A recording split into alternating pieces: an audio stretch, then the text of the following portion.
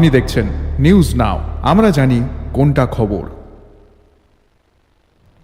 পূর্ব আগরতলা থানার পুলিশের হাতে আটক দুই চোর। জানা গিয়েছে কিছুদিন আগে সুদীপ ঘোষ নামের এক ব্যক্তির বাড়ি থেকে দুজন চোর সোনার অলংকার এবং মোবাইল চুরি করে নিয়ে যায়। পরবর্তীতে সুদীপ ঘোষ থানায় একটি লিখিত আকারে ডায়েরি করেন। এই অভিযোগের ভিত্তিতে পূর্ব থানার পুলিশ তদন্ত শুরু করে। গোপন খবরের ভিত্তিতে শনিবার এই দুই চোরকে আটক করা হয়।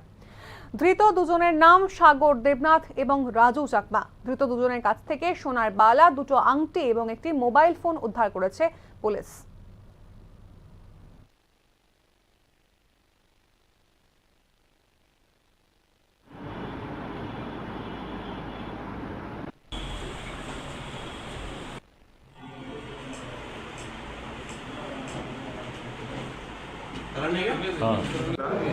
সুদীপ ঘোষের বাড়ি থেকে একটি চুরি ঘটনা ঘটে। ওনারা তখন বাড়িতে ছিলেন না। তখন ওনার বাড়ি থেকে কিছু সোনার জিনিস, একটি মোবাইল চুরি করে চোরেরা নিয়ে যায়। পরবর্তী সময় এই ঘটনাটি থানাকে জানানোর পর একটা টিম তৈরি করা হয় যারা এই ঘটনাটা তদন্ত করবে, এবং এই ঘটনার তদন্ত চলাকালীন সময়েই গোপন সূত্রের খবরের ভিত্তিতে ওসি রানা চ্যাটার্জি এবং তার টিম দুইজন চোরকে ধরতে পারে এবং তাদের কাছ থেকে একটি সোনার চুড়ি, দুটো আংটি এবং একটি ছোটো আংটি এবং মোবাইল সব উদ্ধার করা সম্ভব হয়।